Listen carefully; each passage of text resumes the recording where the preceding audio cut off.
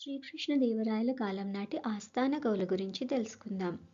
విజయనగర సామ్రాజ్య చక్రవర్తి అయిన శ్రీకృష్ణదేవరాయలు వారి ఆస్థానంలో 8 మంది కవులు అష్టదిగ్గజాలుగా తెలుగు సాహితీ సాంప్రదాయంలో ప్రసిద్ధులయ్యారు. ఈరోజు మనం ఈ వీడియోలో ఆ దిగ్గజ కవుల గురించి తెలుసుకుందాం.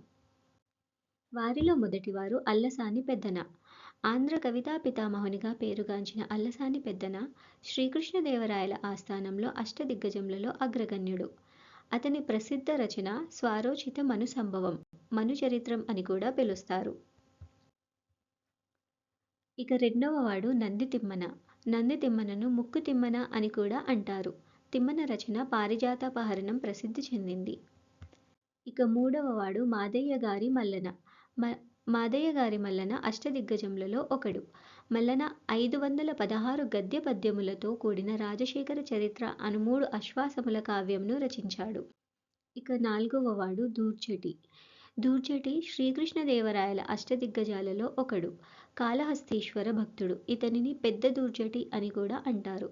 భక్తి ప్రబంధమైన శ్రీకాళహస్తి మహత్యం, శైవ శతకమైన శ్రీకాళహస్తీశ్వర శతకం ఈయన యొక్క 2 ప్రధాన రచనలు.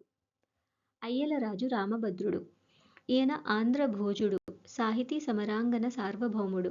రామాభ్యుదయము 8 అశ్వాసాల ప్రబంధము ఈయన రచన. పింగళి సూరనామాత్యుడు.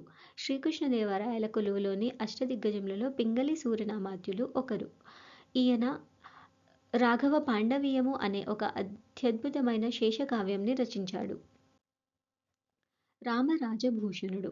రామరాజభూషణుడుగా పేరుగాంచిన భట్టుమూర్తి శ్రీకృష్ణదేవరాయల ఆస్థానంలోని అష్టదిగ్గజములలో ఒకడు. వసుచరిత్రము, హరిశ్చంద్ర నలోపాఖ్యానము అనే కావ్యములను రచించాడు. వీటన్నిటిలో వసుచరిత్ర చాలా ప్రసిద్ధమైనది. ఇక చివరివాడు మనందరికీ బాగా తెలిసినవాడు తెనాలి రామకృష్ణుడు. తెనాలి రామకృష్ణుడు శ్రీకృష్ణదేవరాయల ఆస్థానంలోని కవీంద్రులు, అష్టదిగ్గజములలో సుప్రసిద్ధులు. ఈయనని తెనాలి రామలింగ కవి అని కూడా అంటారు. పాండురంగ మహత్యము తెనాలి రామలింగడు రచించిన 5 అశ్వాసాల గద్య పద్య కావ్యము.